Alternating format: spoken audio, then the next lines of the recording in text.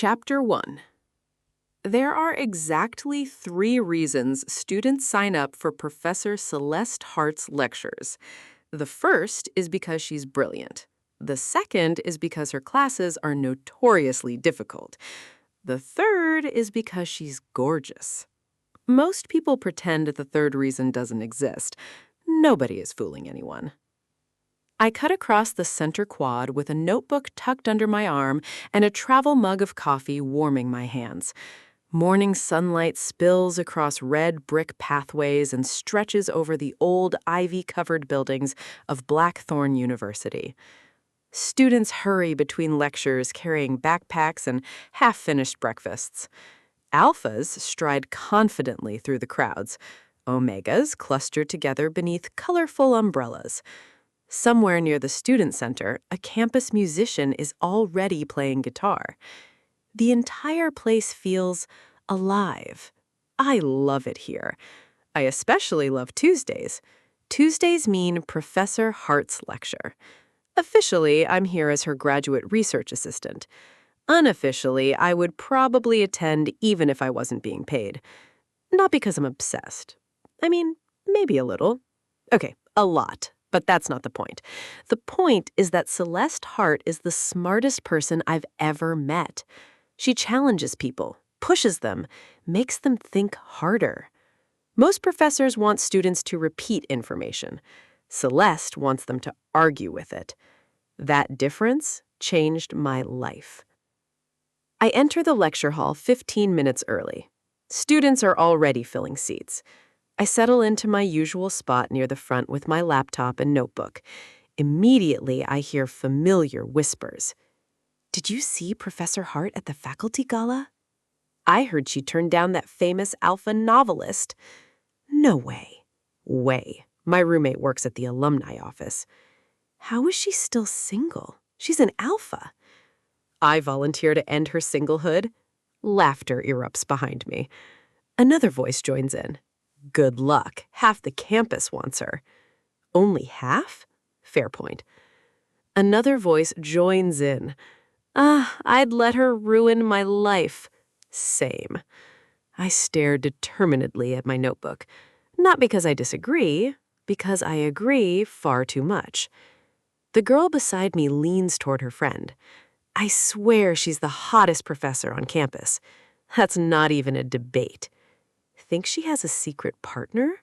No chance. How do you know? Because if she did, we'd have heard about it. More laughter. I pretend to review my notes. Meanwhile, my omega senses are already anticipating a familiar scent. A scent I absolutely should not look forward to this much. The room gradually fills. Conversations buzz, chairs scrape, phones disappear. Then the lecture hall doors open, and everything changes. The volume in the room lowers, attention shifts, people straighten in their seats. Professor Celeste Hart walks inside carrying a leather satchel and a stack of books. My heart immediately forgets how to function. Every single time. Today, she's wearing charcoal trousers and a cream-colored blouse beneath a fitted navy blazer. The tailoring is immaculate. Everything she wears always looks expensive without seeming flashy. Her dark curls are pinned loosely at the back of her head. Gold-rimmed glasses rest on her nose. Confident strides carry her down the aisle.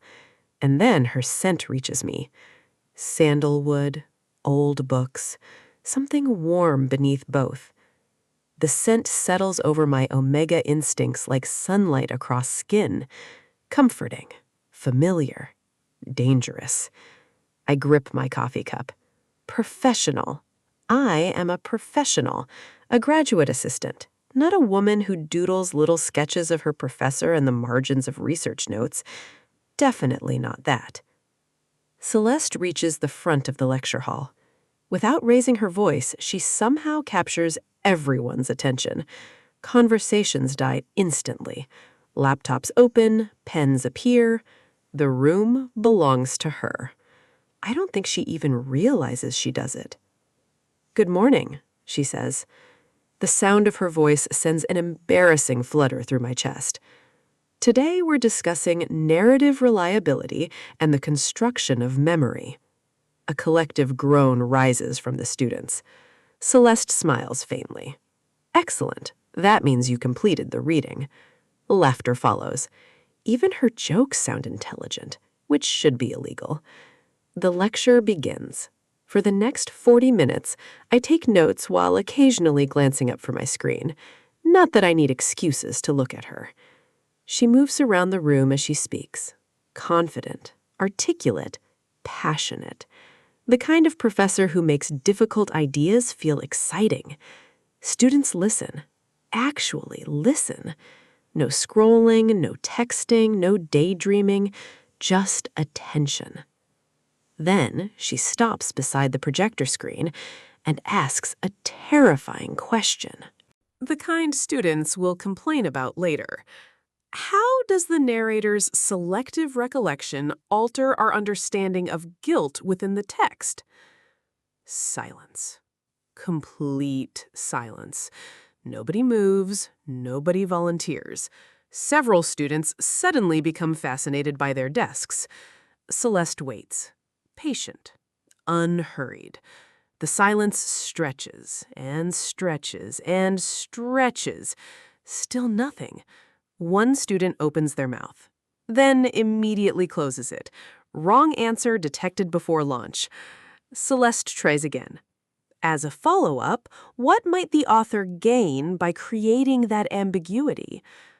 More silence. I almost feel bad for them. Almost. Finally, Celeste's gaze drifts across the room and lands on me. My pulse spikes. Oh no. Nora? My name sounds entirely too good in her voice. Any thoughts? Every student turns toward me. No pressure. Absolutely no pressure. I set down my pen. Well, I think the narrator's unreliability forces readers into the role of participant rather than observer. A few heads lift. I continue. The ambiguity isn't accidental. The narrator isn't simply forgetting events. They're reshaping them. Celeste's attention sharpens. Encouraged, I keep going. The lecture hall becomes very quiet, even quieter than before. The author benefits because readers begin questioning not only what happened, but why the narrator needs a particular version of events to be true. Nobody speaks. Nobody interrupts. A dozen students are staring. I suddenly wonder if I sound ridiculous. Then Celeste smiles.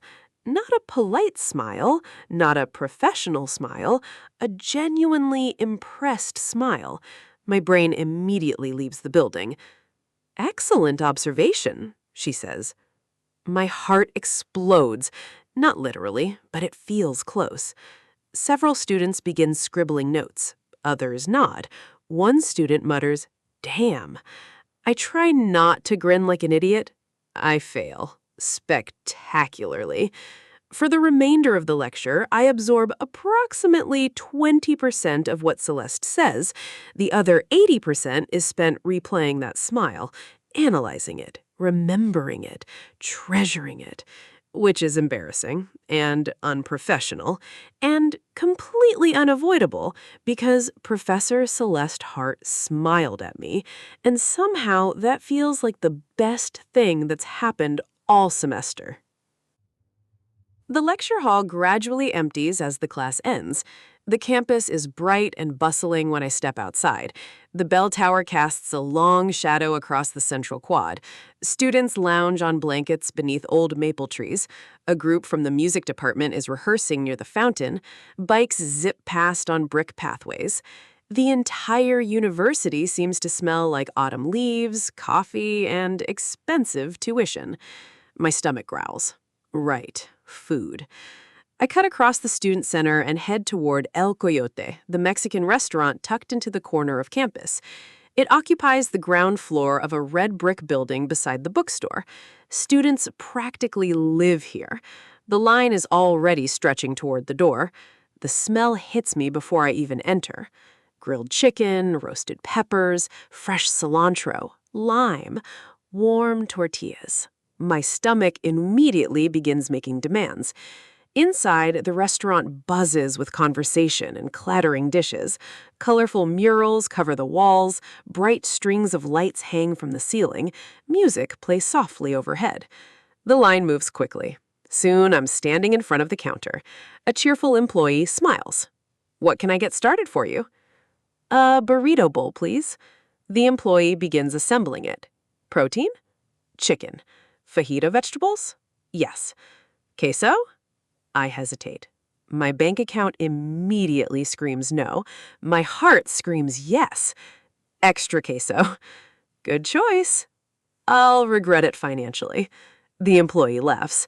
That's future Nora's problem. Future Nora has suffered enough. The bowl continues growing. Corn salsa, pico de gallo, guacamole, a mountain of shredded cheese. At this point, I'm basically building a monument to poor financial decisions. The employee places the finished bowl on the counter. "Anything else?" I glance at the drink cooler. No, if I buy a drink too, my ancestors will haunt me. He laughs again. "That'll be $12.46. Perfect.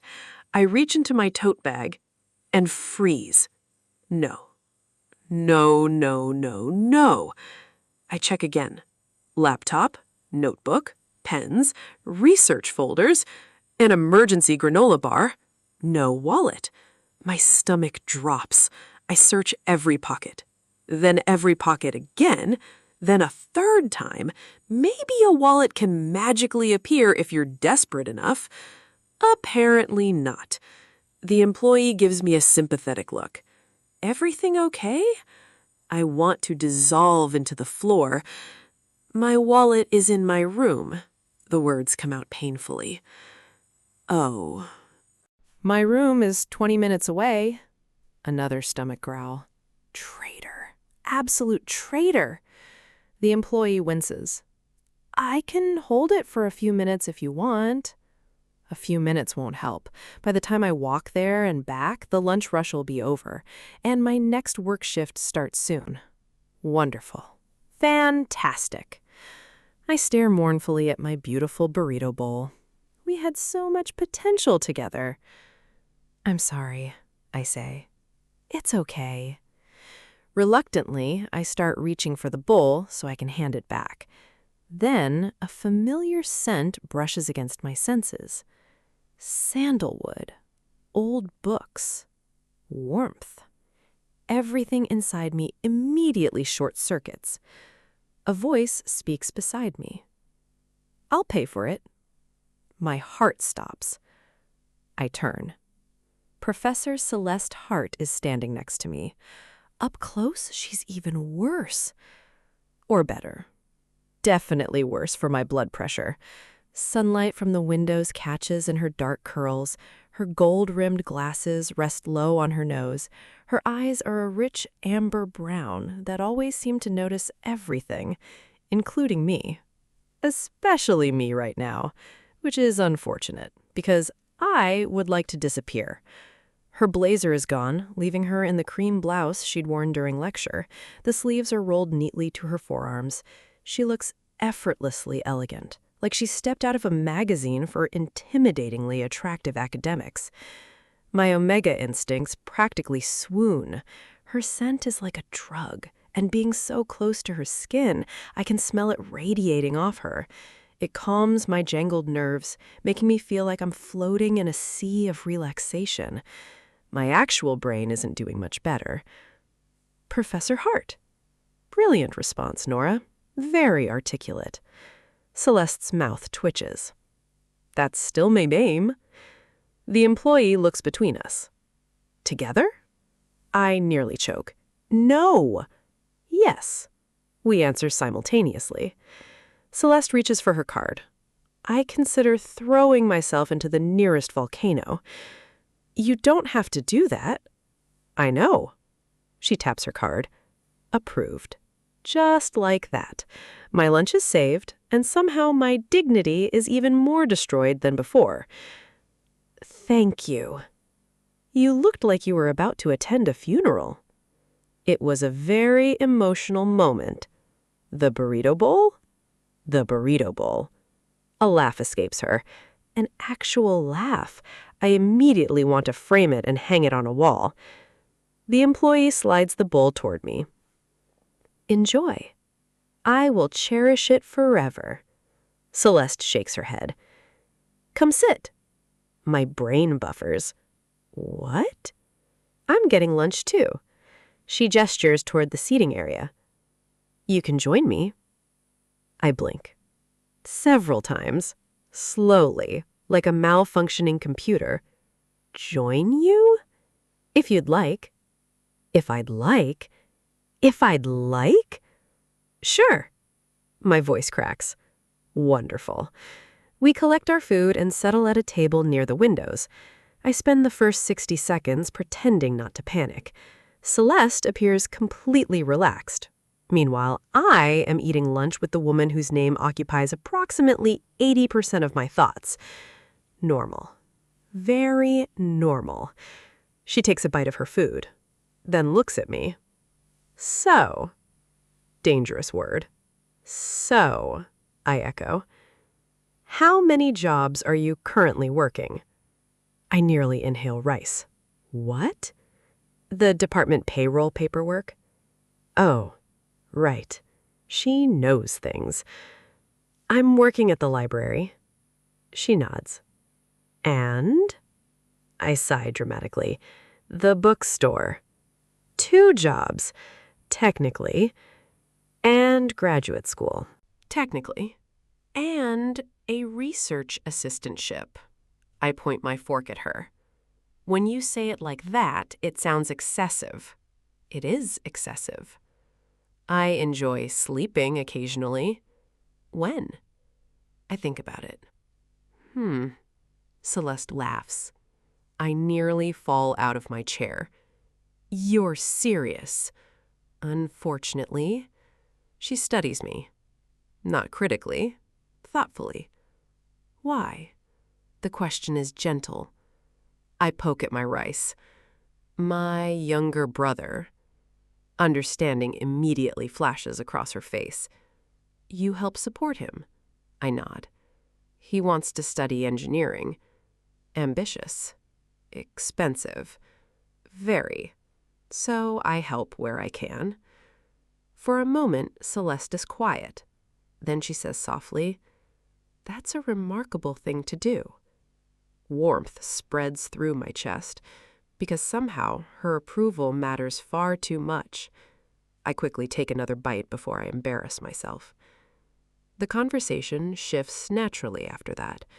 Books, students, the lecture, one particularly disastrous essay submission.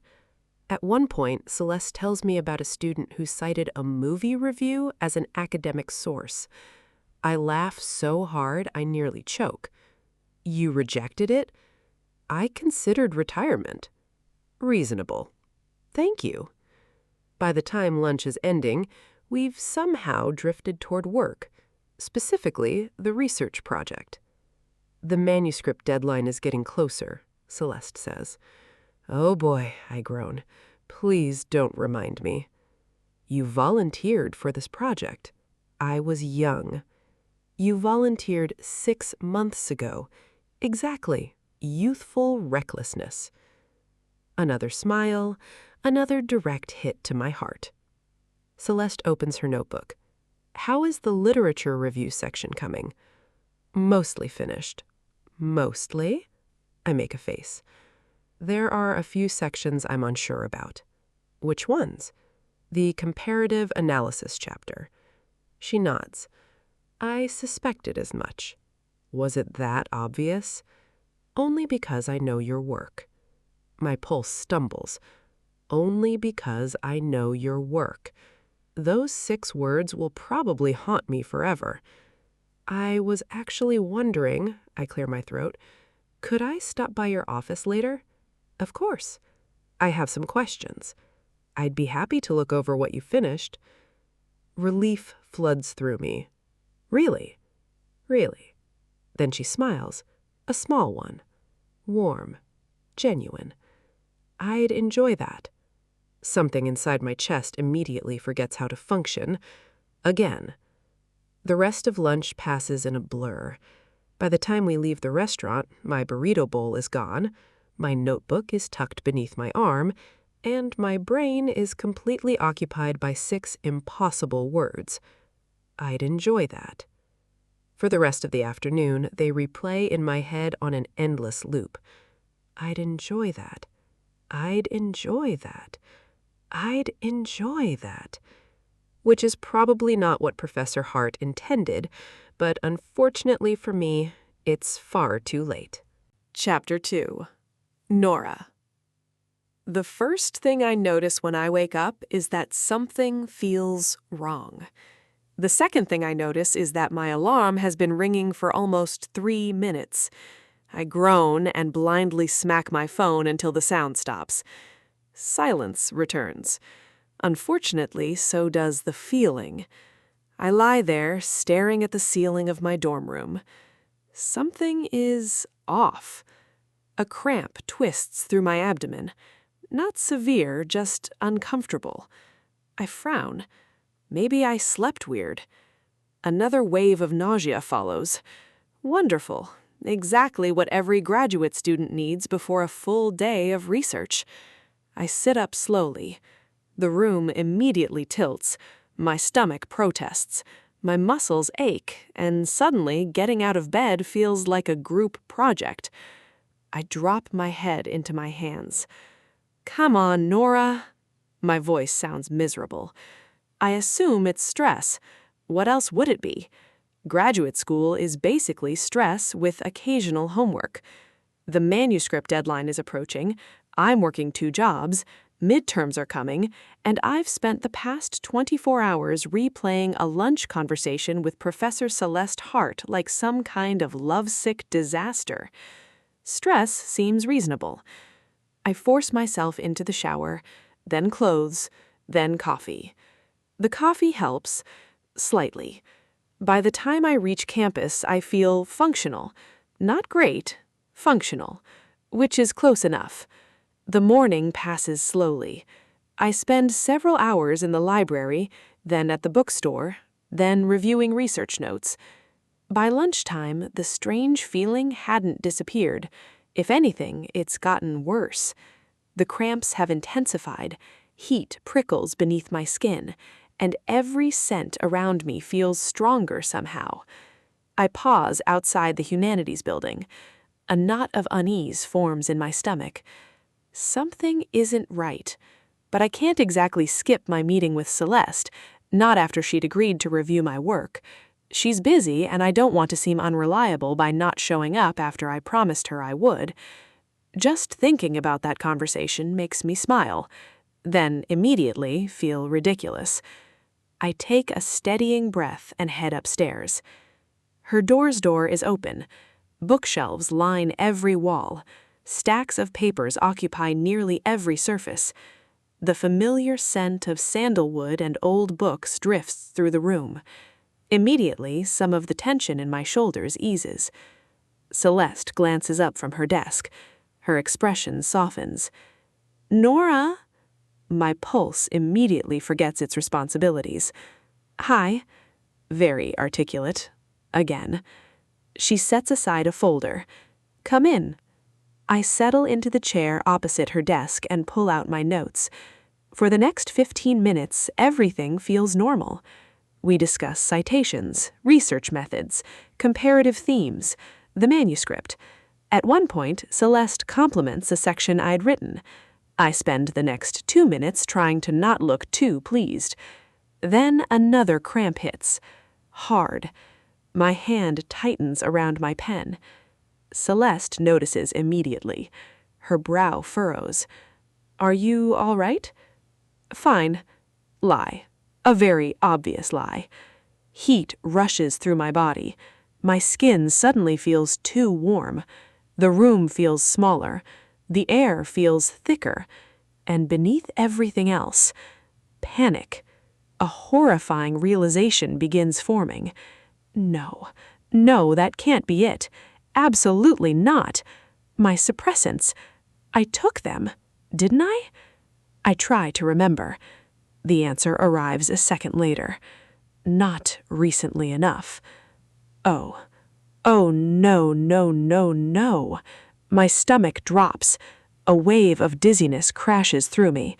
The pen slips from my fingers. Celeste goes completely still. Her expression changes instantly. Sharp, focused. Alpha. Nora. The way she says my name makes my heart sink.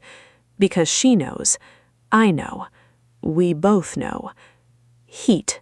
My heat is starting, right here in Professor Hart's office. I want the earth to swallow me immediately. I am so sorry. The apology bursts out before I can stop it. Mortification floods through me. I didn't realize. I thought I was sick. I didn't mean... Nora? Her voice is calm, steady. I still can't look at her. I'm so sorry. A warm hand settles gently on my shoulder. The simple touch stops my spiral. Not completely, just enough. When I finally look up, Celeste is watching me with concern. Not annoyance, not frustration, concern. It's okay. The words are quiet, certain. But it's okay. My eyes sting unexpectedly. The embarrassment somehow feels worse because she's being kind. Heat continues building beneath my skin. My thoughts become increasingly tangled. The scent of sandalwood surrounding me is suddenly overwhelming. Comforting. Dangerously comforting.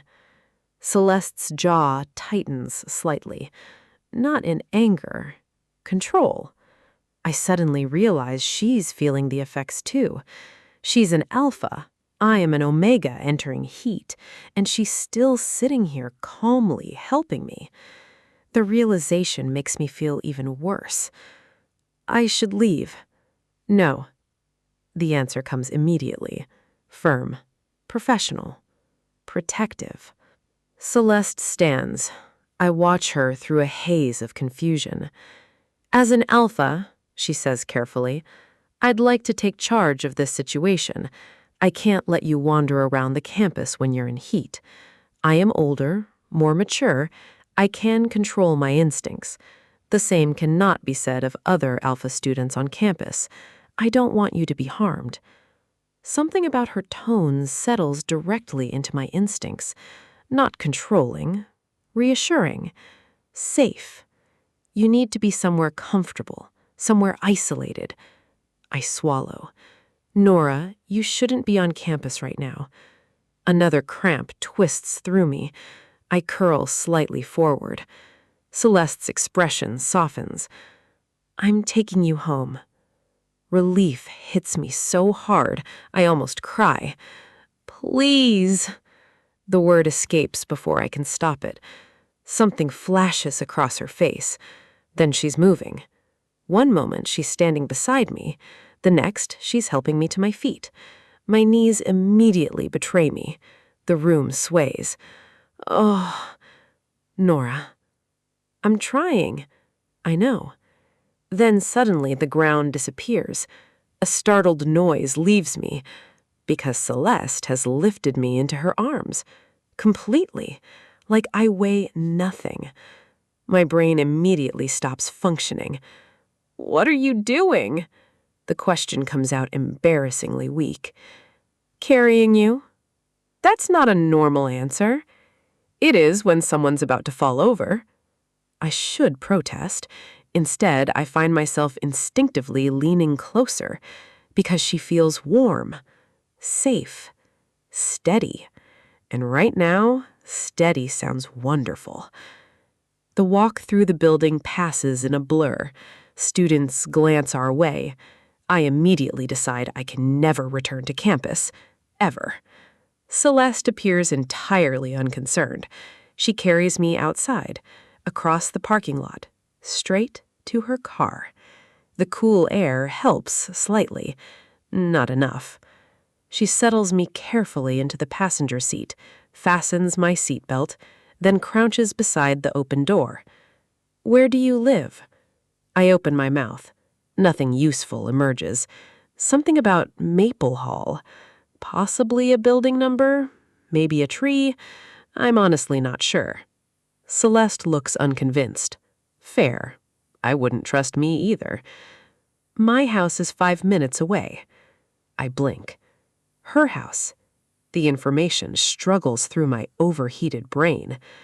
My house is closer, she continues gently, and you'll be more comfortable there. I have a lot of spare rooms. I nod immediately, because honestly, I'd probably agree to almost anything right now. A few minutes later, we're driving. The city drifts past out the windows. I curl against the seat, exhausted, uncomfortable, embarrassed. Celeste glances toward me at a red light. Concern deepens across her features. "Nora? You look feverish."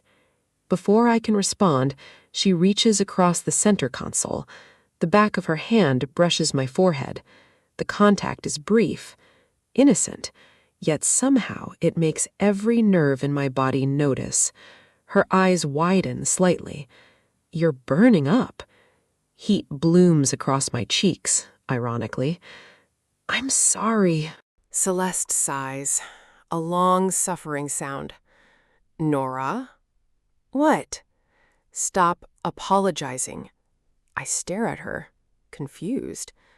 "You haven't done anything wrong." The words hit harder than they should. My throat tightens. "Your biology is beyond your control." I look away. The city blurs beyond the glass. "I know. Even with suppressants." I nod. Silence settles between us. Gentle, not awkward. Then, unexpectedly, the car pulls into a small parking area. Celeste puts it in park. For a second, I think we've arrived. We haven't. Instead, she turns toward me, concern still written across her face. "Nora, you can, if it helps, I think you can rest your head against me." I look up. Without hesitation, she opens her arms. The invitation is obvious. My breath catches. For a moment, I simply stare. Then every instinct I possess wins. I lean forward, and Celeste wraps her arms around me. Warmth surrounds me instantly, steady, comforting, safe. I don't realize how tense I've been until the tension starts melting away. Her scent surrounds me. Sandalwood, books, home. One of her hands settles between my shoulder blades. Gentle, reassuring. Everything about the embrace feels romantic. I'm living my wildest romantic fantasies being hugged by the alpha professor I had a crush on. But I know she's just being kind, which somehow affects me even more. My hormones are intent on misconstruing what's happening between us as sexual and romantic. I feel a deep yearning low in my stomach, the yearning to be loved and cherished by an alpha like Celeste. My eyes sting.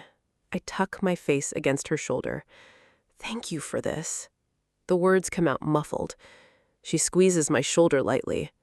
"You don't need to thank me." "I do." "No."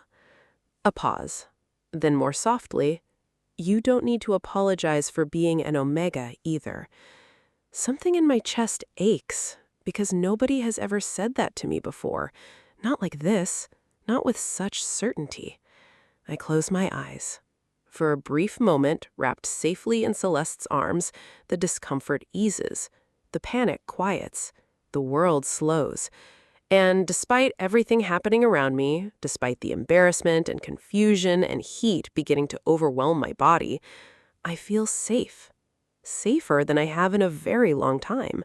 My muscles begin to relax. My body temperature drops as Celeste's alpha pheromones trick my body into thinking that I'm going to be mating soon, which I desperately want to do. With Celeste, it would be heaven to feel her skin against mine, feel her kissing my body and claiming me. But I'm not an idiot. I know fantasizing about my professor is not going to make it a reality. Eventually, Celeste pulls back just enough to look at me. Her expression is warm, protective. Ready?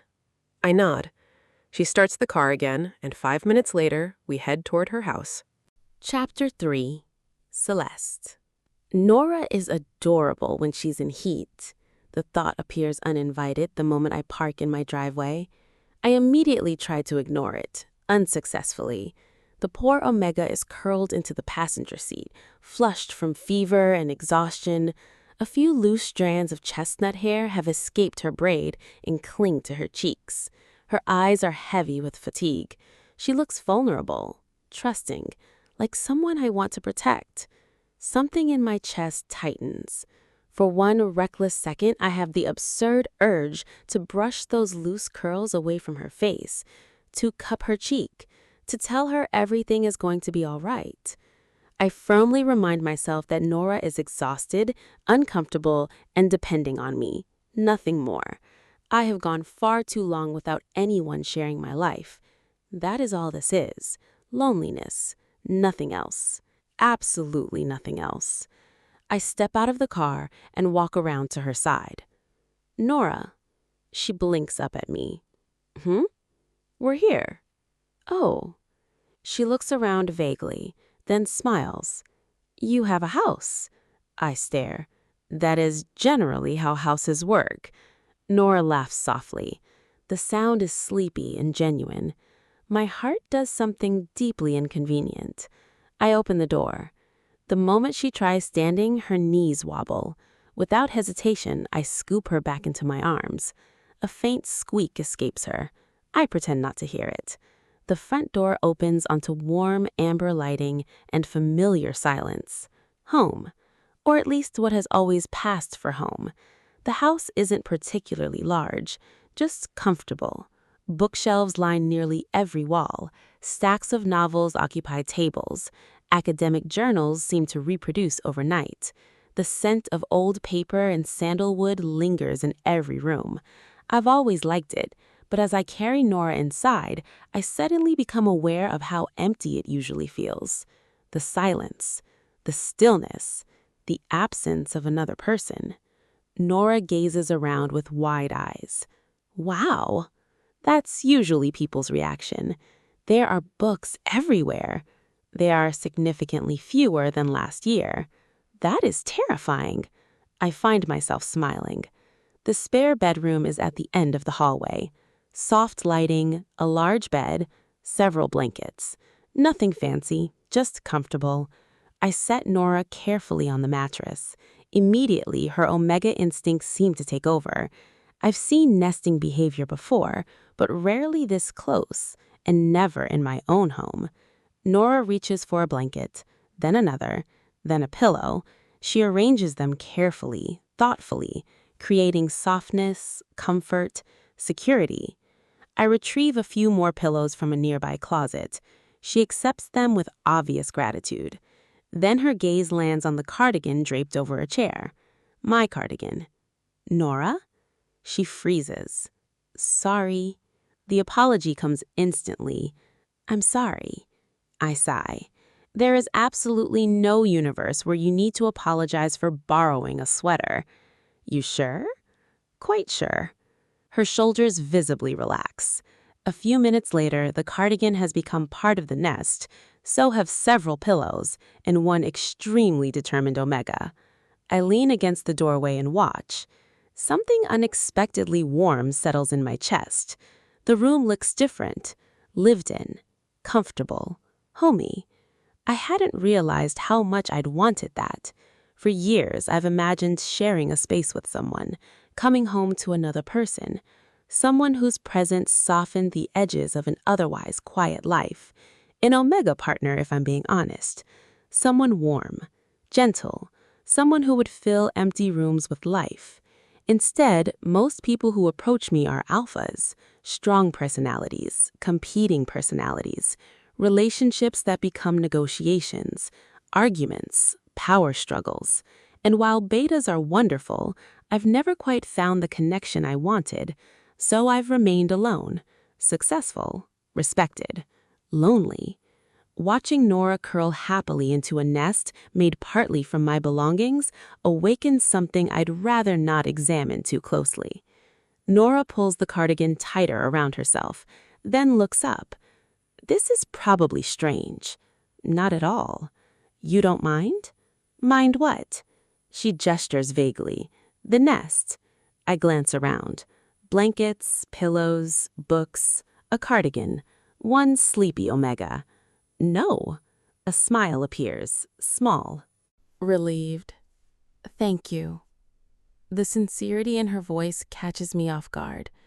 You let me borrow your sweater. It's a cardigan. You've given me your pillows. Temporary custody. And you're letting me take over your guest room. I raise an eyebrow. You say that like you're redecorating. A laugh escapes her. Then she settles deeper into the blankets. The smile slowly fades into something softer, more vulnerable. This feels safer than my apartment. The admission is quiet, honest. For a moment, neither of us speaks. Then she looks away. Nora? She swallows. Would you... She hesitates. I wait. Would you stay? The words come out barely above a whisper. My heart immediately breaks a little. Of course. Relief floods her expression. Then she adds quietly, and maybe... Another pause. If you're comfortable. Her cheeks flush. Could you hold me again? I don't hesitate. Of course. This time, her eyes immediately fill with tears. Oh. Concern shoots through me. Nora? I'm sorry. There it is again. She laughs weakly through the tears. Then suddenly, she's crying. Not dramatically, just exhausted tears. Overwhelmed tears. The kind that comes when someone has been carrying too much for too long. I sit beside her, open my arms. She practically folds herself against my side. Carefully, I wrap an arm around her shoulders. Immediately, some of the tension leaves her body. I'm disrupting your work, she whispers. No, you had things to do. I can work tonight. You don't have to stay. I know. The distinction seems important. I brush a hand gently through her hair. Once, twice, then begin lightly scratching her scalp. The reaction is immediate. A tiny sigh escapes her. I smile. There you are. Nora closes her eyes. Sorry. I told you I'm doing this because I want to. Stop apologizing. Trying. It's okay to need help. Silence. It's okay to ask for things. Another pause. It's okay to be taken care of sometimes. More tears. Less tension. Nora presses her forehead against my shoulder. You're so kind. The words hit me harder than they should, because the truth is that I don't feel particularly kind. I simply can't imagine leaving her alone right now. Not when she trusts me this completely. Not when every protective instinct I possess is focused entirely on her. We sit like that for a long time. The afternoon sunlight gradually shifts across the room. The house grows quieter. Eventually, Nora's eyelids begin drooping. I notice immediately. Tired? A little. A little? She yawns. Maybe a lot. I smile. Would you like me to read to you? One eye opens. You'd do that? Of course. Nora gives me a dreamy smile. You're like a dream partner. My heart nearly stops. Thankfully, she continues before I can embarrass myself. The kind of person people write romance novels about. I clear my throat. My students would be horrified to learn I've become a fictional trope. They'd survive. Debatable. That earns another sleepy laugh. I retrieve a novel from the shelf, one I've practically memorized. Then I begin reading. Just enough. A few pages, a few paragraphs. A story about journeys and belonging, about finding home where you least expect it. My voice fills the room. Nora listens quietly. Gradually, her breathing slows. Her body relaxes. Between pages, I brush another hand through her hair. It's all right, I murmur. Her eyes are already closed. You can rest. Another soft breath. You can stay here. The nest shifts slightly as she settles deeper. I'll be here. Her fingers tighten briefly around the sleeve of my cardigan, then loosen. Sleep arrives moments later. I lower the book. The room falls silent. Nora remains curled against my side, safe, comfortable, trusting.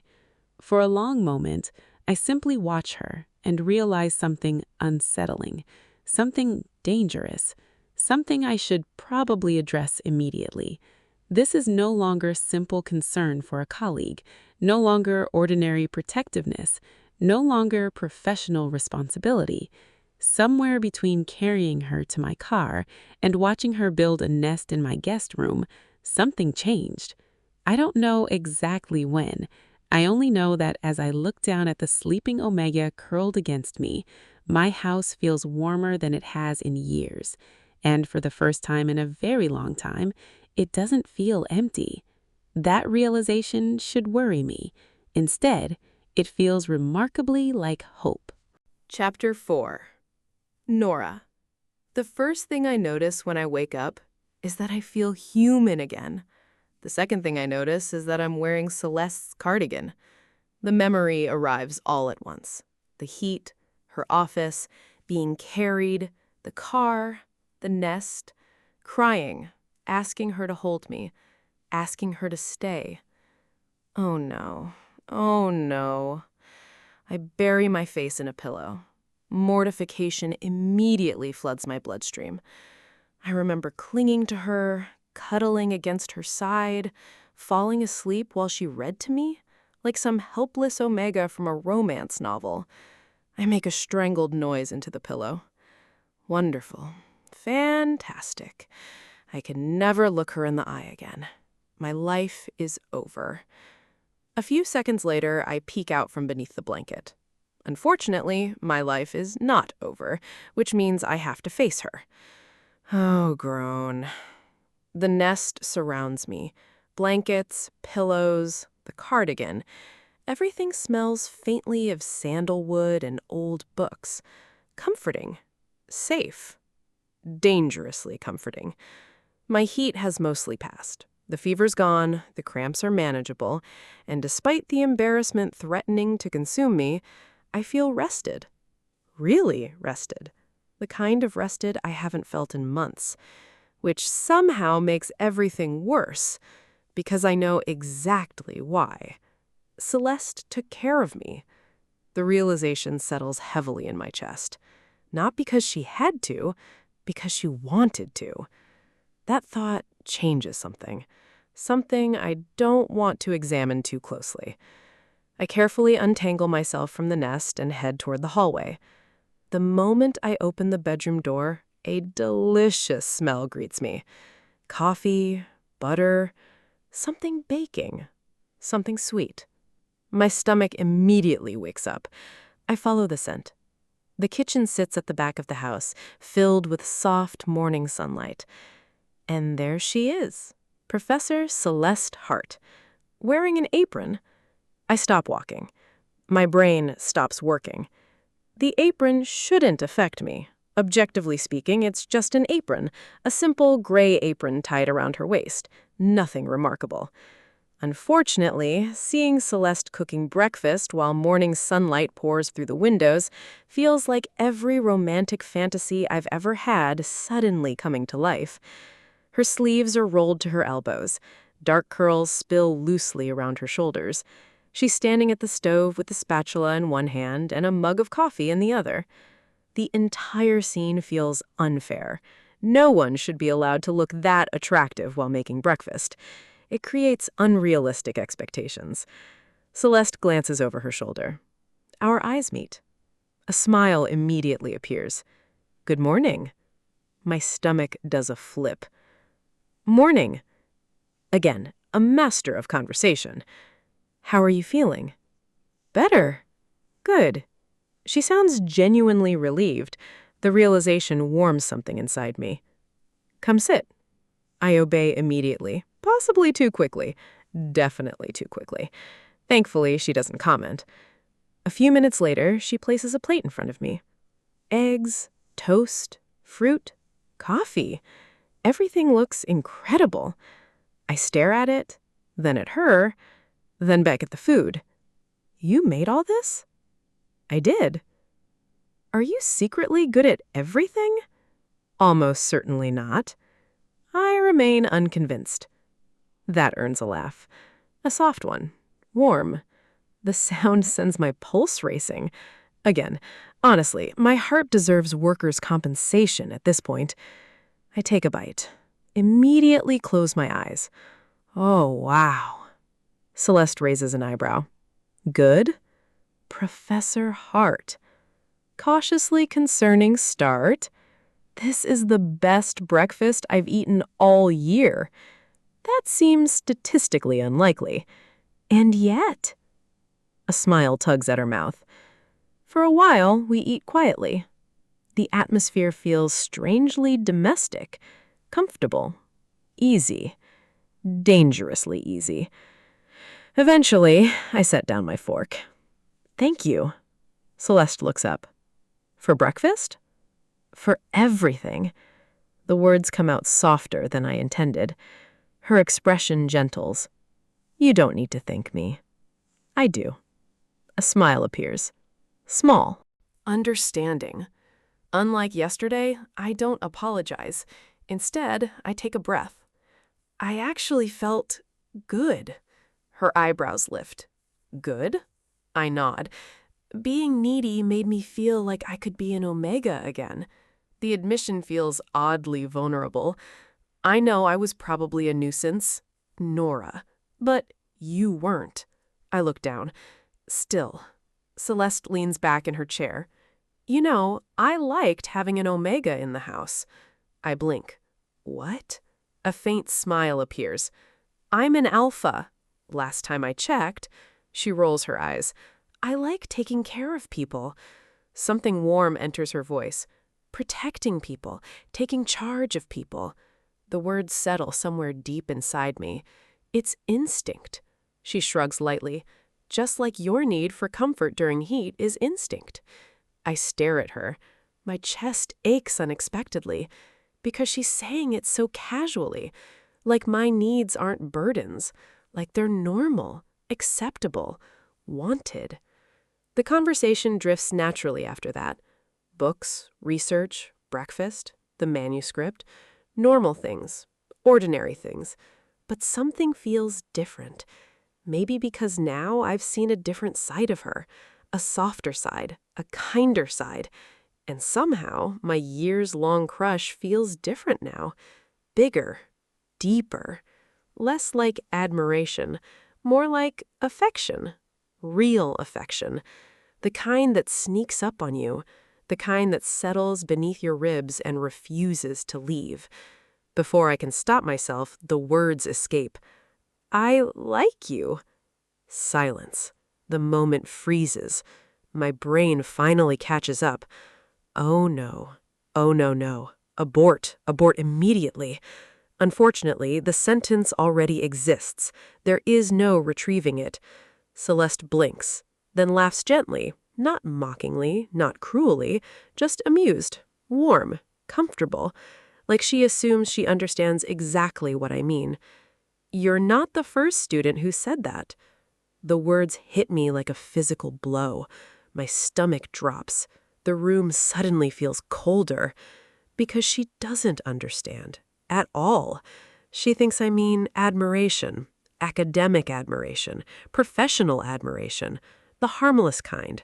Not this.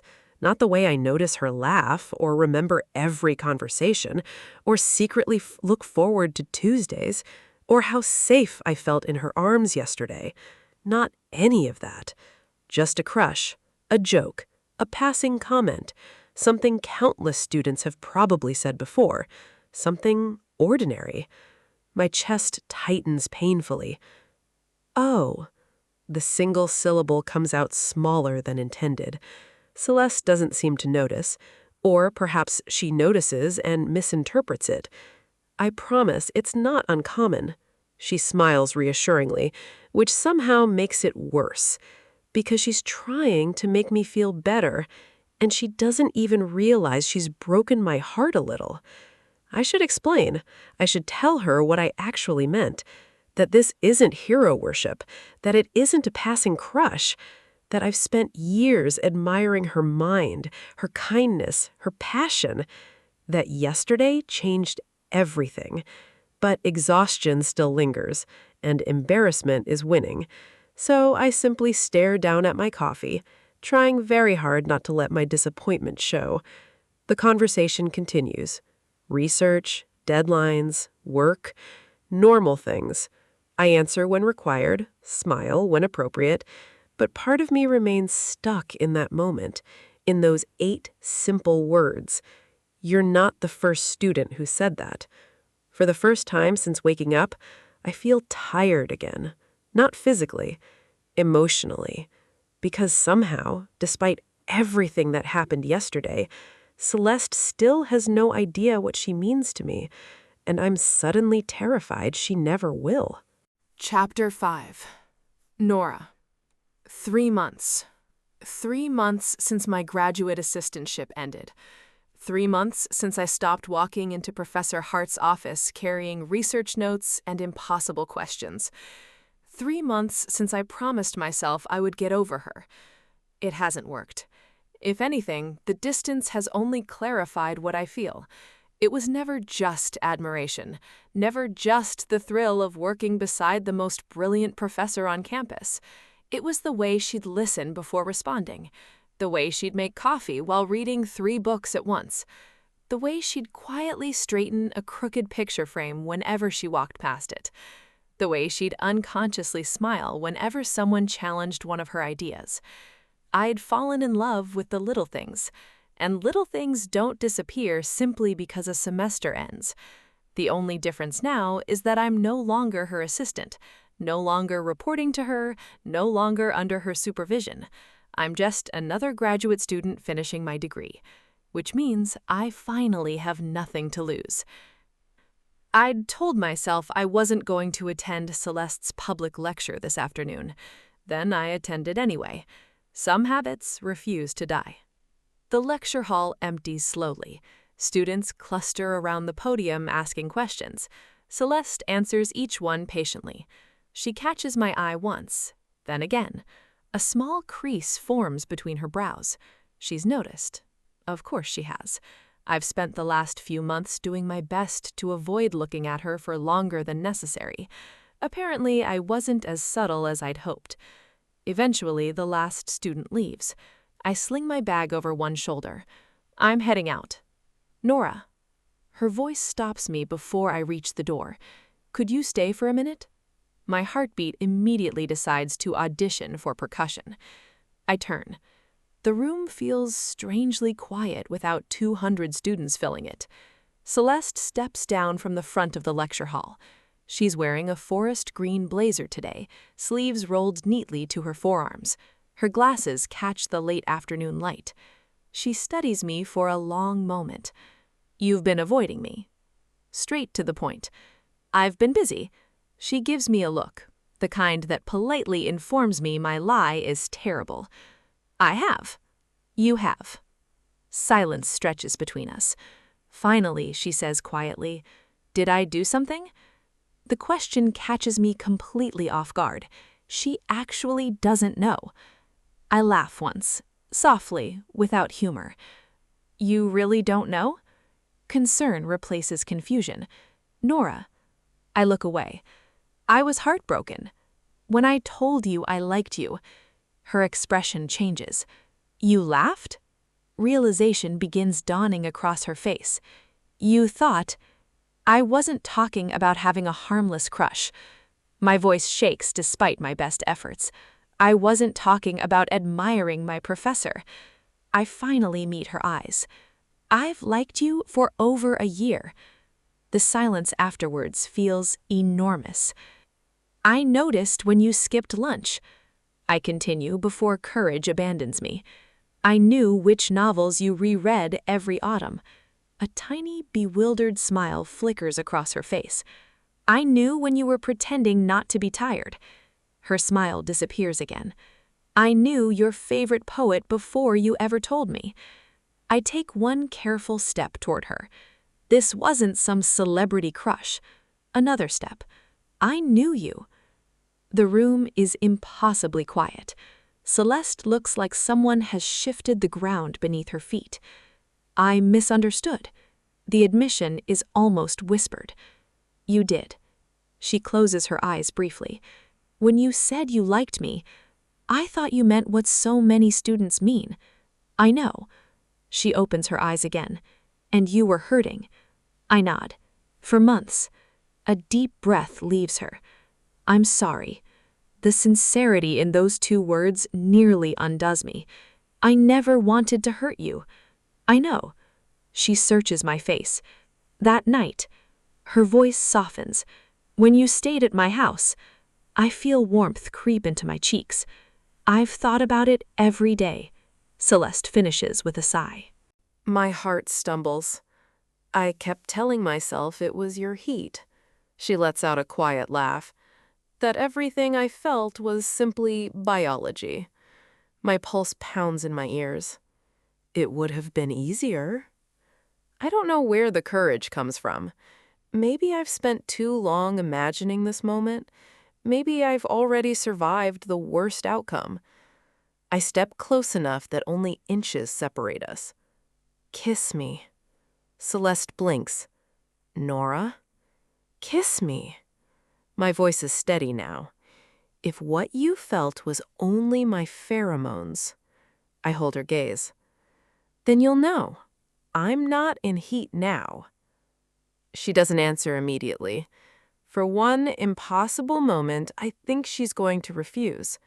Instead, she lifts one hand, slowly, giving me every opportunity to step back. Her fingertips brush my cheek. Warm, gentle, searching. I'm terrified, she admits. So am I. Something softens in her expression. Then she leans forward. The kiss is careful at first, tentative, like we're both afraid the other might disappear. The moment our lips meet, every doubt I've carried for months simply falls away. It isn't overwhelming because it's dramatic. It's overwhelming because it feels unmistakably right. I melt into it before I can stop myself. Celeste's hand remains lightly against my face while mine finds the sleeve of her blazer. The kiss deepens only slightly, lingering more than either of us expected. When we finally separate, we're both breathing a little harder. Neither of us speaks for several long seconds. Finally, I smile. So? She lets out one incredulous laugh. That, she shakes her head, was the best kiss of my life. Joy bursts through me so quickly I almost laugh. Then she continues, and that's exactly why it frightens me. The smile fades from my face. I like intelligent women. She looks directly at me. Kind women. Another pause. Hard-working women. I feel my cheeks warm. I like people who challenge me.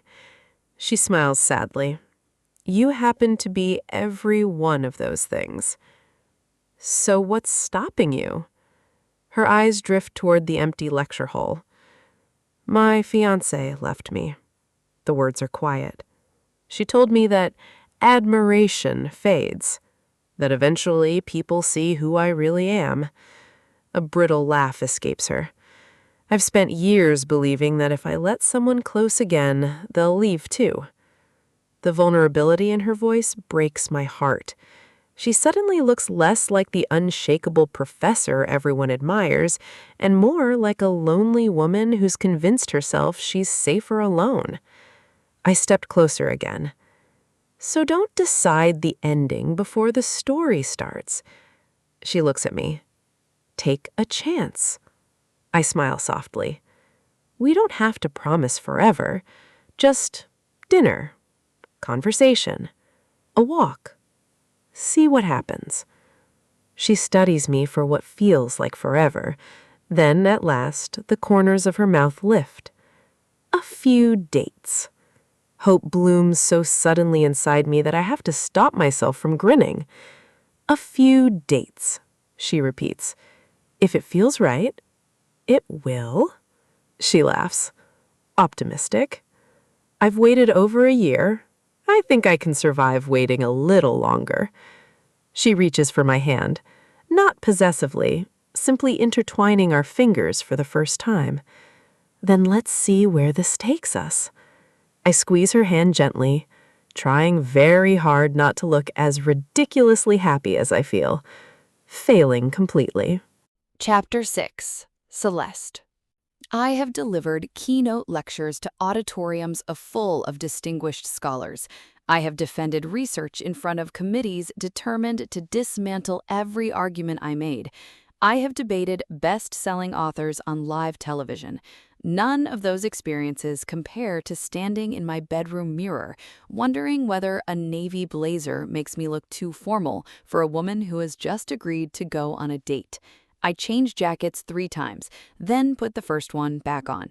Pathetic. Absolutely pathetic. The kiss changed everything.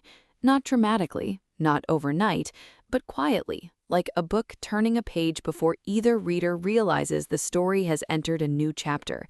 Neither of us mentions it again, not immediately. Instead, we fall into an easy rhythm. The department is organizing its annual research symposium, and although Nora no longer works for me, she volunteers to help coordinate graduate presentations and panel discussions. We're simply collaborating now. Colleagues. Equals. Or at least that's what I keep telling myself whenever she smiles at me. Today, she's sitting across from me in my office, surrounded by open books and color-coded notes. Sunlight filters through the tall windows, catching the dust that dances lazily between the bookshelves.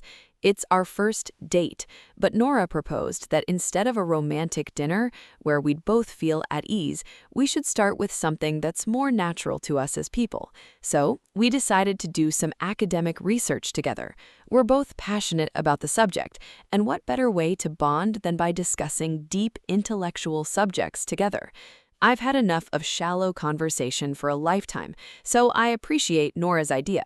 I want a real relationship this time, not something built on illusions and admiration. You've highlighted 3 different colors, I observe, looking at Nora's work. She doesn't even glance up. They represent different arguments. They represent chaos. They represent organization. They represent an artist attacking office supplies. She grins. You say that like it's a bad thing. It is a bad thing. She reaches across the desk and steals my yellow highlighter. Evidence? I was using that. You weren't. I was about to. You've been glaring at it for 2 minutes. I sigh dramatically. I've accidentally agreed to date a menace. Her grin widens. You've accidentally agreed to date an efficient menace. Those are somehow worse. She laughs. The sound fills the office. I've missed that laugh more than I realized. We return to the symposium proposal, or at least we attempt to. Nora slides one article toward me. I've been thinking. Those 4 words should concern me. I don't think Professor Ellison's interpretation works. I adjust my glasses. That's a bold statement. It is. And you're prepared to defend it? She smiles. I brought snacks. I stare. What? In case the debate takes a while. I can't help laughing. Proceed, counselor.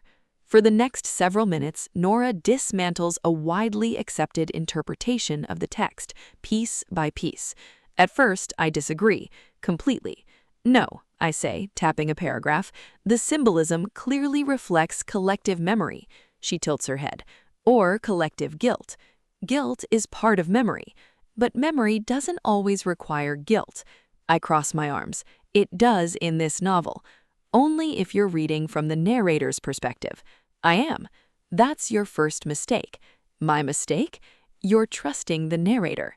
I'm evaluating the narrator. You're sympathizing with the narrator. I most certainly am not. She slides another article toward me. Page 84. I skim it. Then another. Page 112. I skim that one too. She says nothing. The silence is unbearably smug. I open a third source, then a fourth. Finally, 10 minutes later, I lean back in my chair. Oh, Nora folds her hands neatly. Oh? I laugh. Actually laugh. You've backed me into a corner. I know. You enjoyed every second. I absolutely did. I point at her. You're insufferable. I've been called worse. You planned this. I prepared. You ambushed me academically. I presented evidence. With frightening efficiency. I learned from an excellent professor. The compliment catches me off guard. I shake my head, smiling despite myself. For the record, she raises an eyebrow, your argument is excellent. Her smile softens. I know. The confidence makes me laugh all over again. It's startling. Not because she's right, because I haven't enjoyed disagreeing with someone this much in years. Most conversations end with people nodding politely. Nora argues, questions, pushes, challenges. Every discussion feels like solving a puzzle together.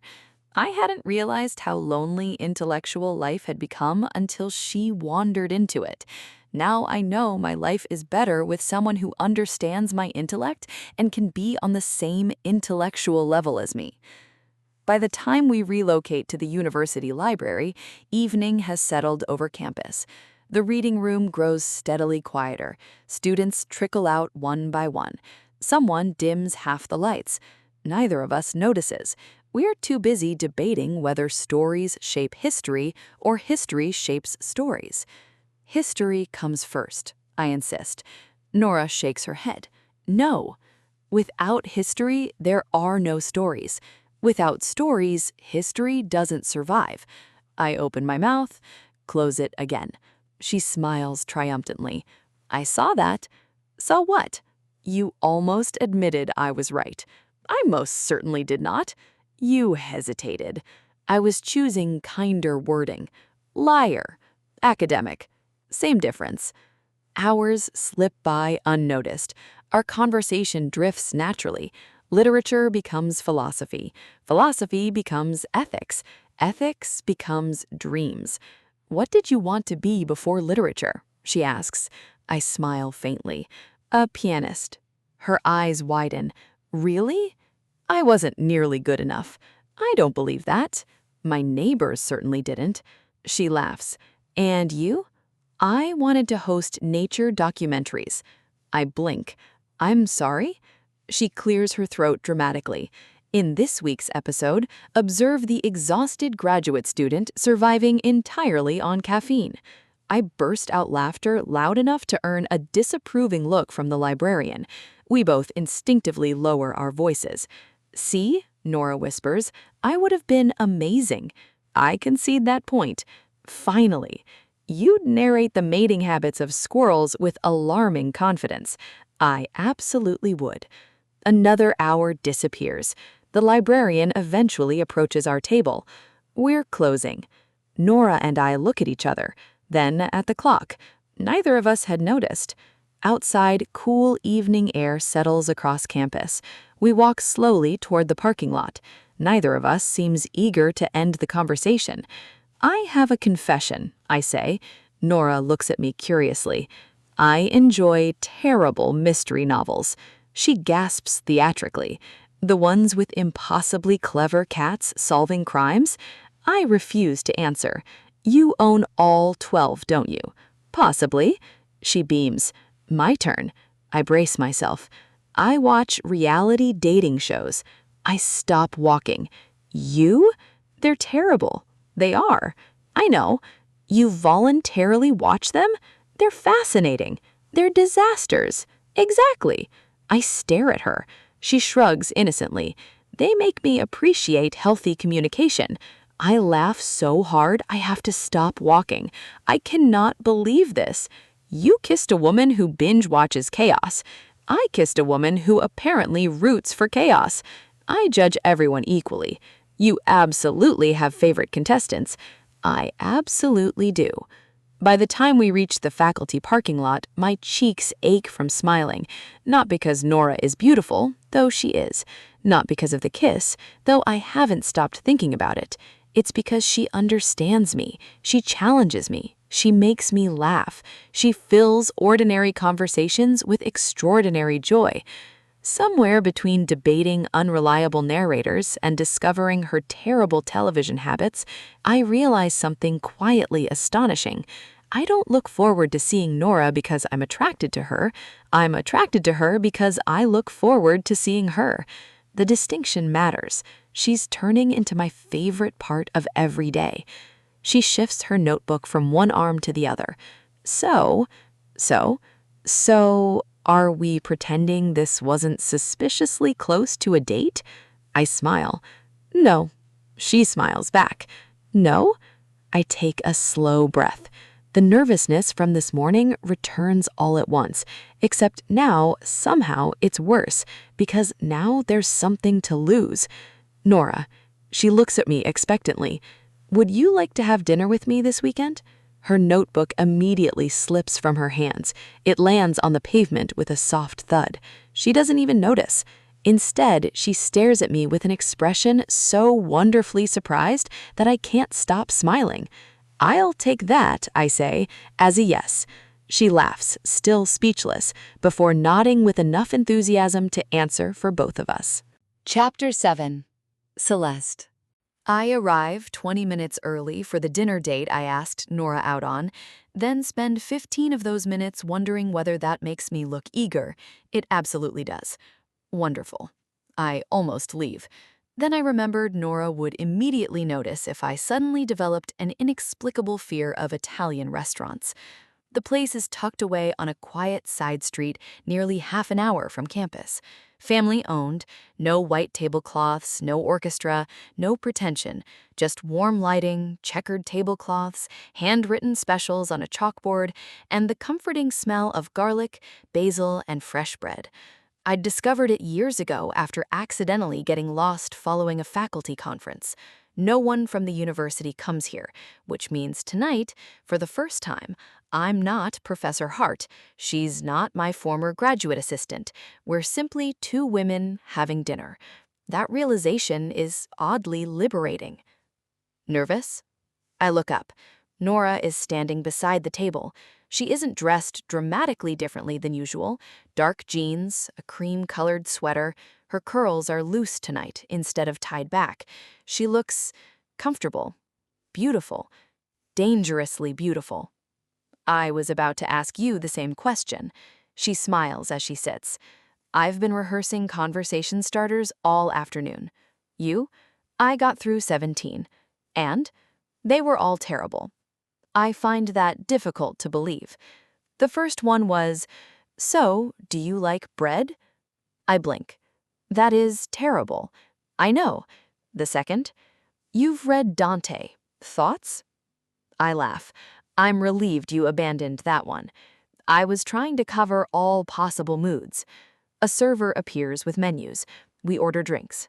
Neither of us opens the menu immediately. Instead, we simply look at each other. No office, no books, no deadlines, no department meetings, just us. It feels strangely new. I've never seen you outside campus after sunset, Nora says.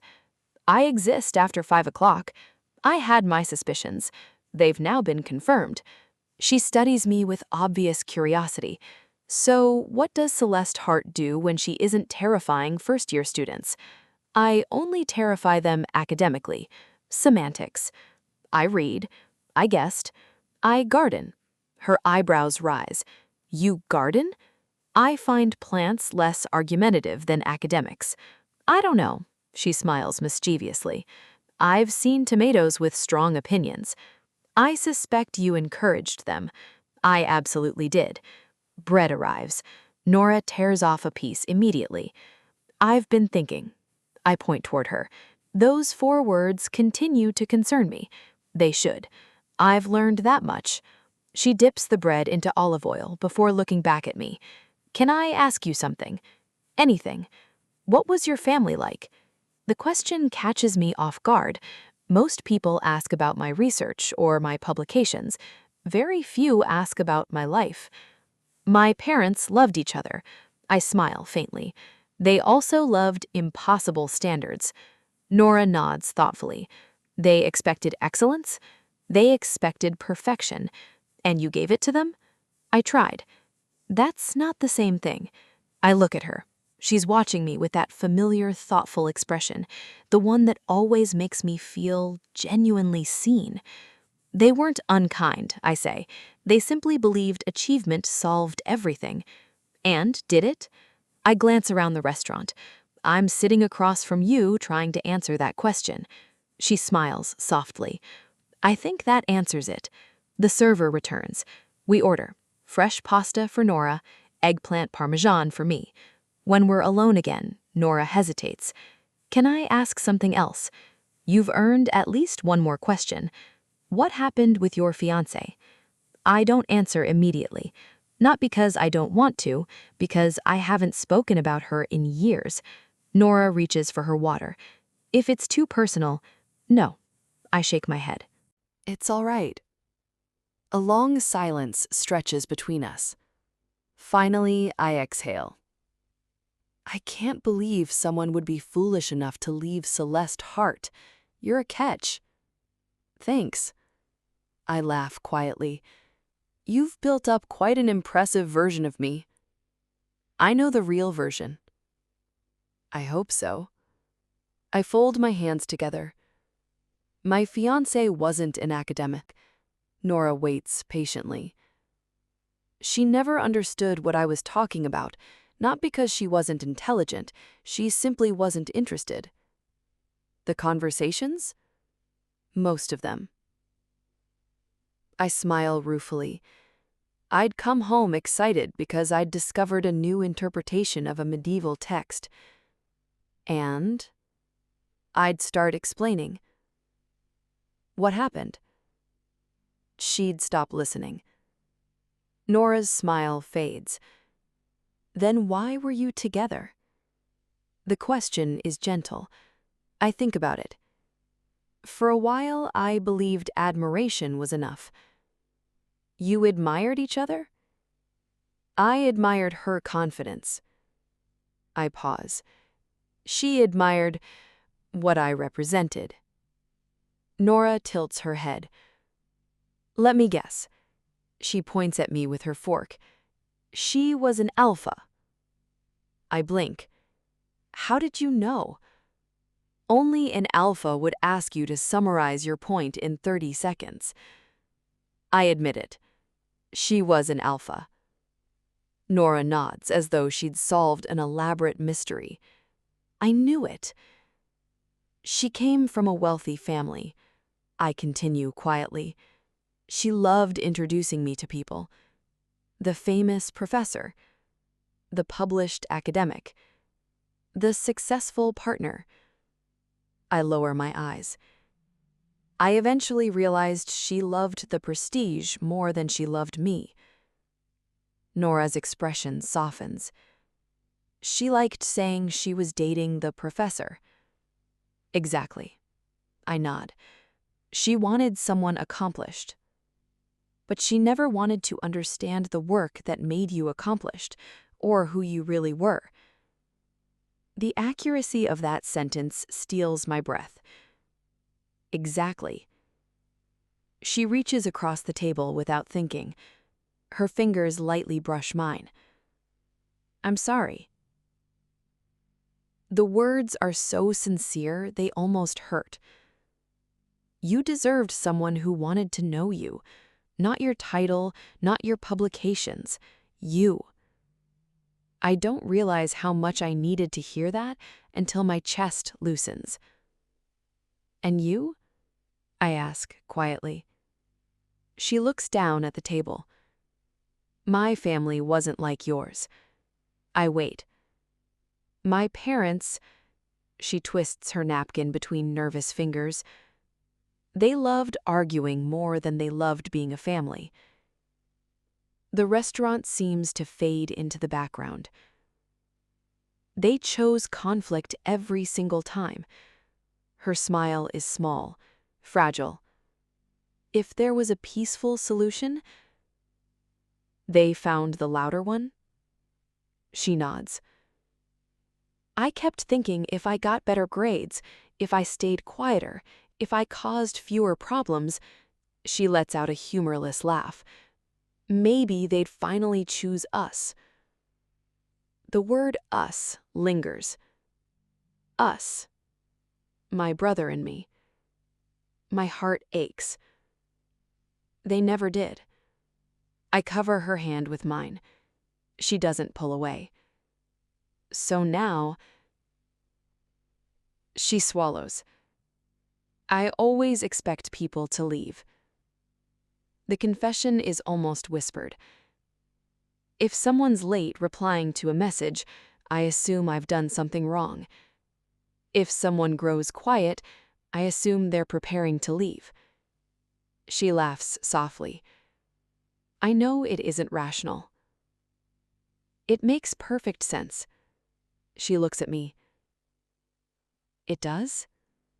To the little girl who kept waiting for people to choose her?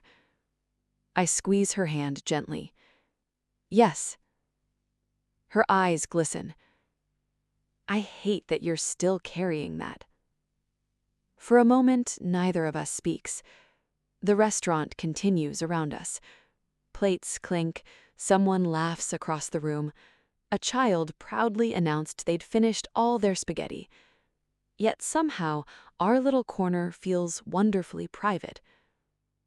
Nora smiles through the emotion. You know something strange? What? Your scent always makes me calmer. I smile. I was going to say the same thing. She blinks. What? Your omega scent. I shake my head with a quiet laugh. It does something similar to me. It settles the constant noise, the constant pressure. It reminds me I don't have to prove anything. Nora's smile becomes impossibly gentle. So we're comforting each other? It would seem so. She intertwines our fingers fully this time. Neither of us comments on it. Neither of us needs to. For the first time since my engagement ended years ago, I don't feel like I'm performing the role of someone's perfect partner. I feel understood. And sitting across from Nora, sharing pasta and stories in a little Italian restaurant far from campus, I realized that perhaps love isn't built on admiration after all. Perhaps it's built on finding the one person who makes even your silence feel like a conversation. The server eventually returns with the check. I reach for it instinctively. Nora reaches for it at exactly the same time. Our fingers bump. She grins. I knew you were going to do that. I invited you. And I'm capable of paying for my own dinner. I know. She folds her arms stubbornly. Then let me. I'd like to. She narrows her eyes at me. Professor instincts? I smile. Former professor. Still bossy. I prefer decisive. Bossy. Decisive. She laughs, shaking her head. I'll let you win this one. I appreciate your generosity. Don't get used to it. I wasn't planning to. Good, because next time you can argue with the dessert menu instead. She blinks. Next time? The words slip out before I can stop them. There will be a next time. A slow smile spreads across her face. I was hoping you'd say that. Outside, the evening air is cool enough to make me pull my jacket a little tighter. The street is quiet. The restaurant's warm light spills across the pavement behind us. Neither of us moves toward our cars. It's as though we're both reluctant to be the first person to end the night. I had fun, Nora says softly. So did I. I was worried we'd run out of things to talk about. I look at her in disbelief. Nora, what? We spent nearly 4 hours talking. True, you argued with me about medieval symbolism. I won. You absolutely did not. She raises an eyebrow. You admitted I had a point. I admitted your argument had merit. She steps a little closer, close enough that I can catch the familiar, comforting scent of her scent beneath the crisp evening air. It settles something inside me, not the instinctive pull I'd felt when she'd been in heat. This is quieter, steadier, more dangerous, because it's entirely my own. Nora. I'm glad you asked me to take a chance. She looks surprised. You are?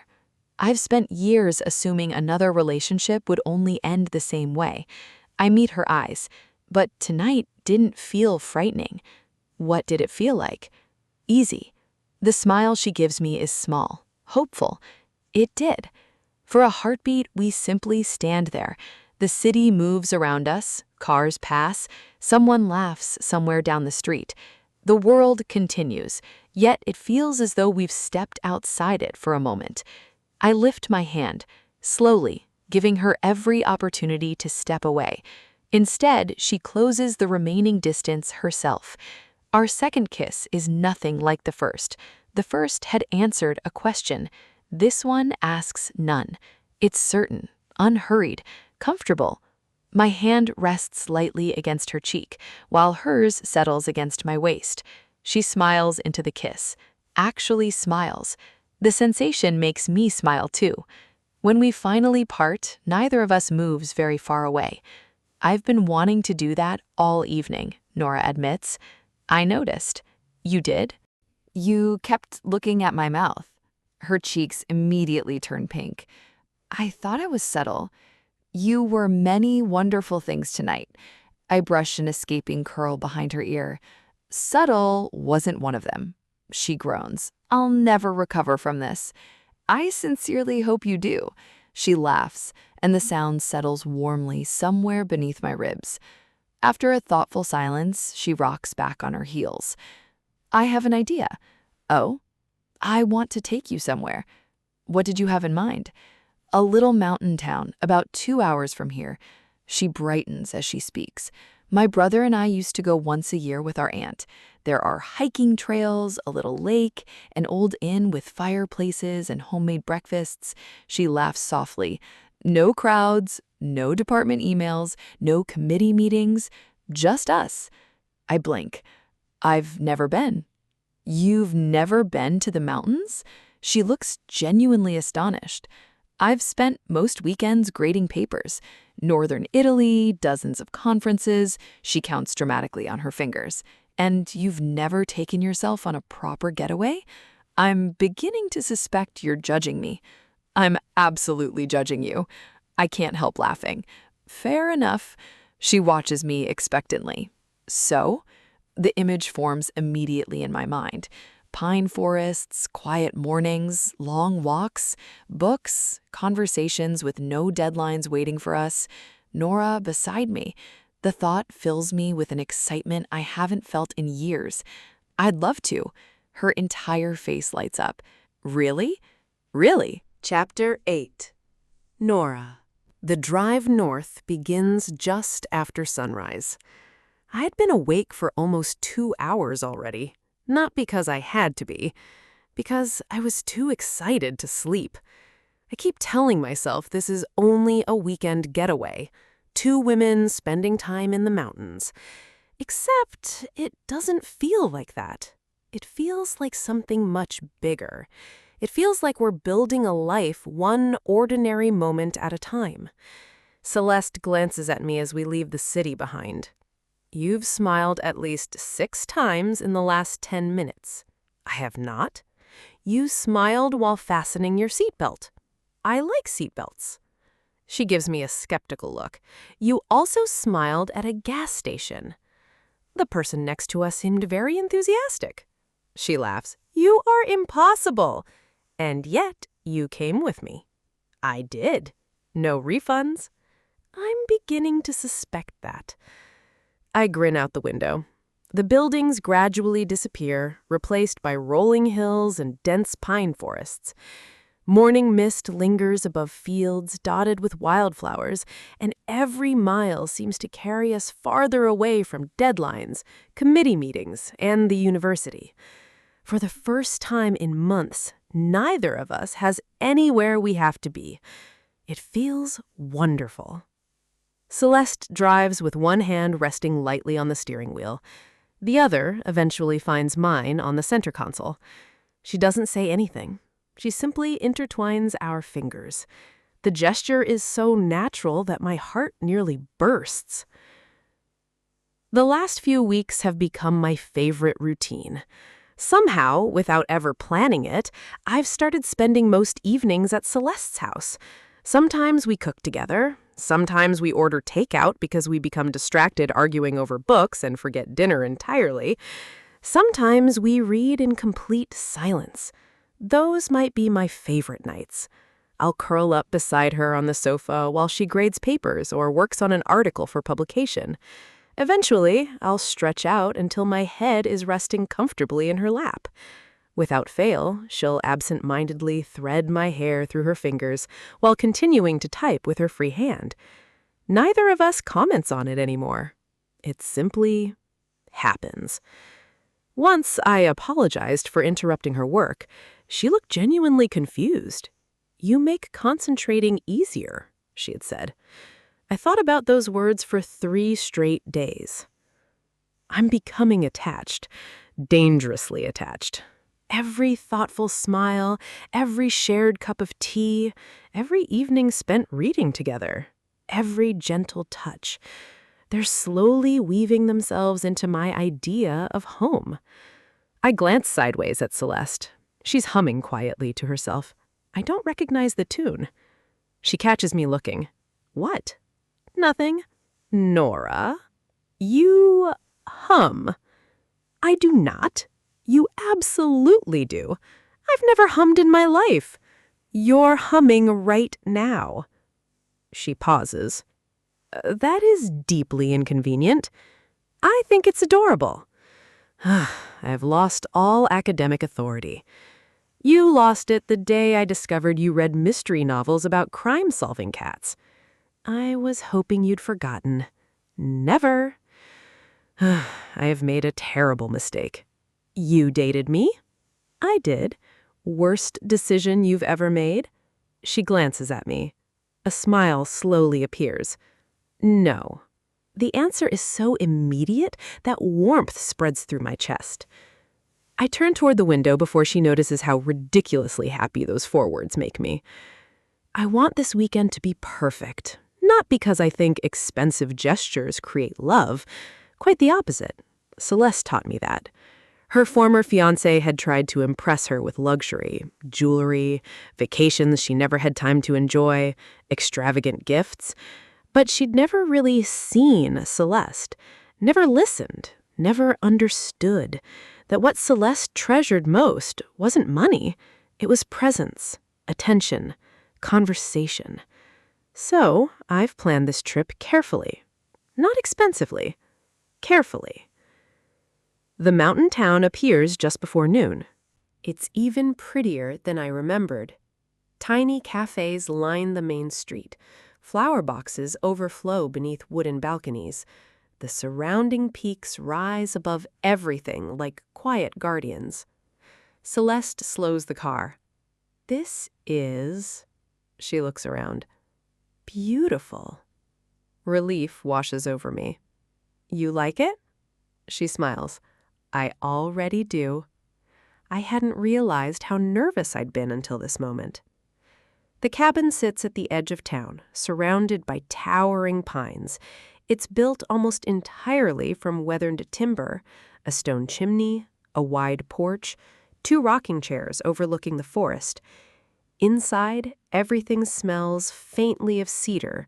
There are quilts folded across the beds, a fireplace built from river stone, shelves stocked with board games and old novels.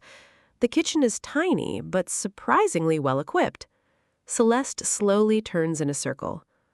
I think I love this place. I can't help smiling. I was hoping you would. She notices. You've been worrying. A little. Nora. She steps closer. You could have rented a tent in a muddy field. I absolutely could not. My point is, she brushes her fingers against mine. I wanted to spend the weekend with you. She looks around again. The cabin is simply a bonus. Somehow she always knows exactly what to say. By early afternoon, we're hiking. The trail winds between towering pines before opening onto sweeping views of the valley below. I breathe deeply. I've missed this. You've been here often? My aunt used to bring my brother and me every autumn. I smile at the memory. We'd compete to collect the strangest shaped pine cones. Celeste raises an eyebrow. Who usually won? My brother. You sound offended. I remain offended. She laughs. You've held on to that grudge for years? I believe in commitment. Clearly. We stop several times to take photographs. Celeste insists she's terrible behind a camera. She's wrong. She photographs tiny details, sunlight through branches, a ladybug on a fern, my boots beside hers at the edge of the trail. When I secretly take a picture of her smiling at the view, she catches me. Were you photographing the scenery? I was. And? You happened to be standing in it. I see. It was unavoidable. She narrows her eyes playfully. I'm choosing to believe you. You shouldn't. I suspected as much. By the time we reach the lake, both of us are pleasantly tired. The water is perfectly still. Mountains reflect across its surface. I spread a blanket beneath a large pine tree, then begin unpacking my backpack. Celeste blinks. Nora. What? You packed an entire picnic. I packed efficiently. She watches in amazement as I produce sandwiches wrapped in parchment paper, fresh fruit, pasta salad, homemade cookies, a thermos of lemonade. You cooked all this? I started yesterday. She looks genuinely speechless. I wanted today to be special. The words leave my mouth before I can overthink them. A strange expression crosses her face. Not sadness, something softer. I've never had anyone do this for me. You haven't? She shakes her head. My former fiancé believed effort could be purchased. She thought she could buy me expensive things, and that was all she had to do. I pause. She'd make reservations at posh restaurants, designer gifts, jewelry. But she looks down at the picnic. She never packed sandwiches because she knew I'd forget to eat. My heart aches. I'd rather have this. She gestures toward the blanket. Someone remembering my favorite bread, my favorite fruit. Someone thinking about what would make me smile. She meets my eyes. You've been paying attention. I always pay attention to you. The words slip out naturally, without embarrassment, because they're simply true. She reaches across the blanket and gently squeezes my hand. Thank you. We eat while watching sunlight dance across the lake. Conversation drifts everywhere. She tells me about accidentally locking herself out of her office while carrying a box of answer papers.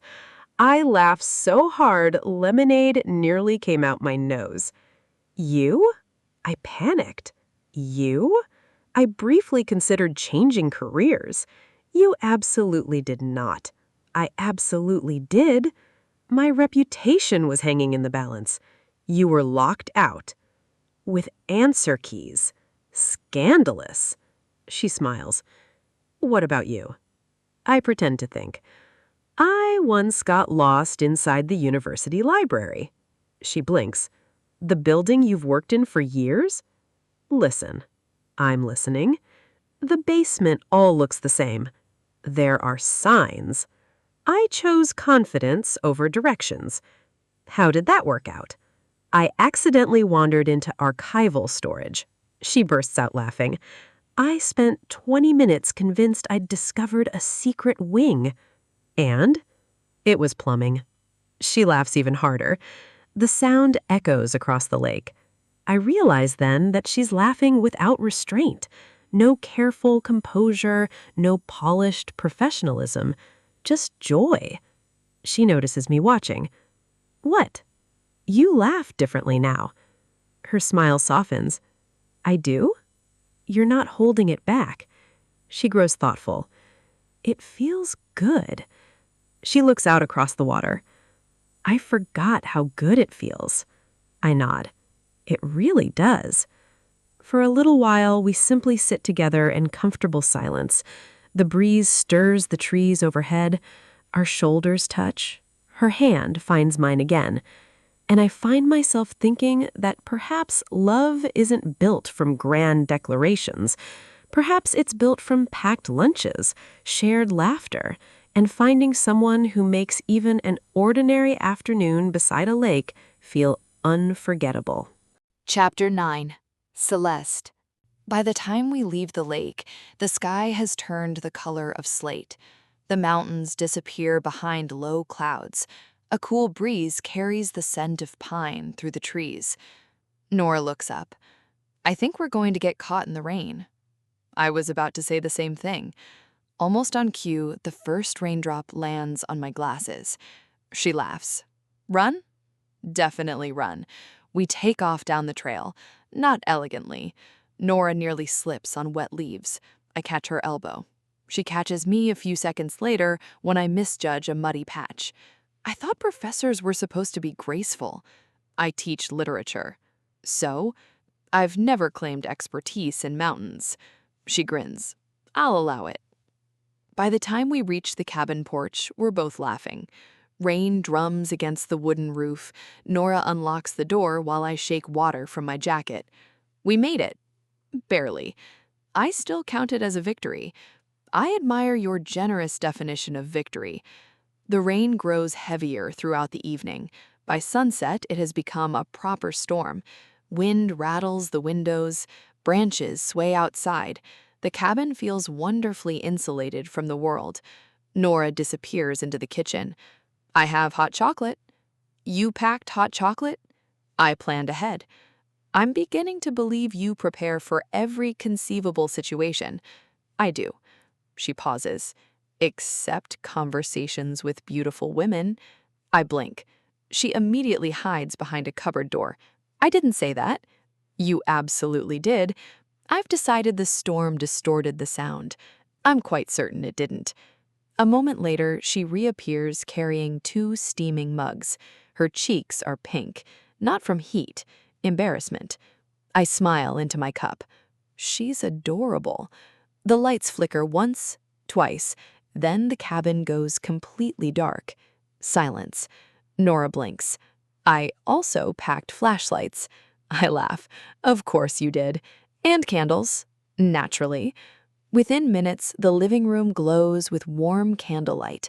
Little pools of gold dance across wooden walls. Rain taps steadily against the windows. The fireplace crackles softly. The entire cabin feels suspended outside time.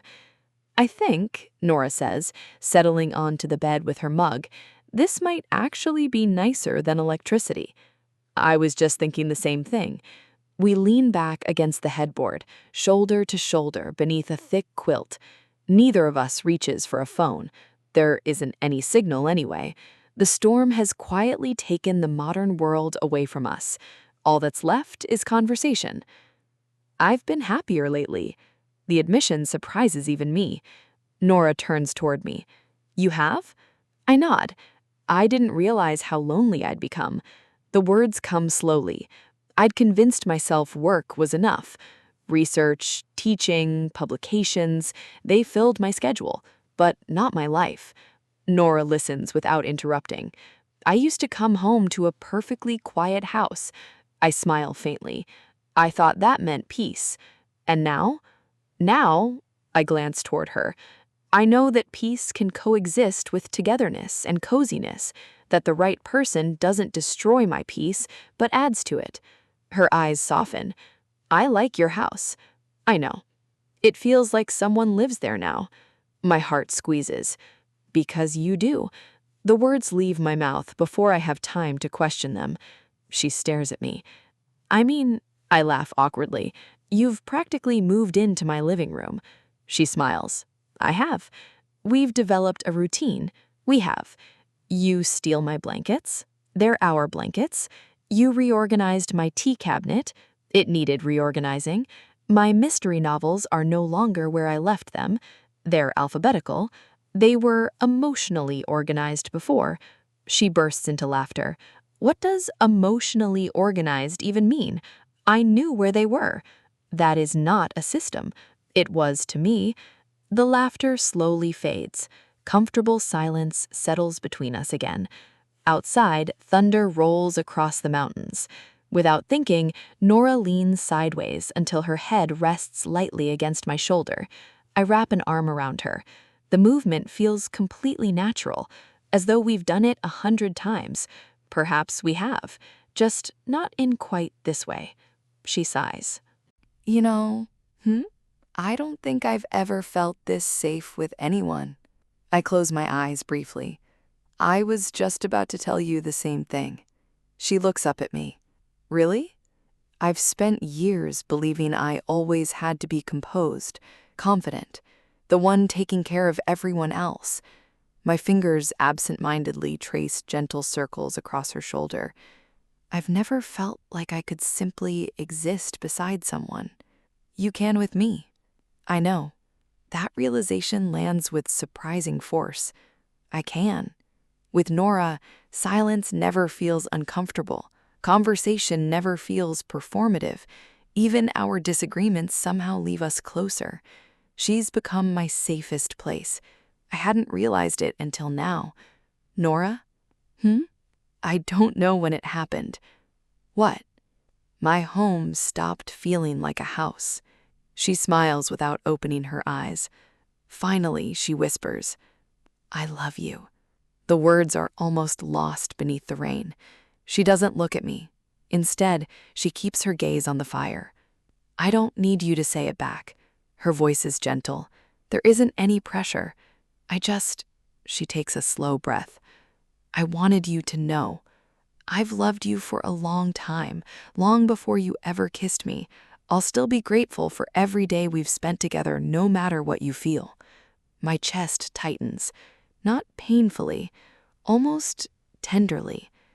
I think back to the symposium, the library, the dinner, the evenings reading together, her head in my lap while I worked, the picnic she'd packed because she'd remembered my favorite bread, the way she celebrated my laughter, the way she notices everything, every small kindness, every habit, every silence. Somewhere along the way, she'd become woven into every version of my future. Without her, that future suddenly seems strangely incomplete.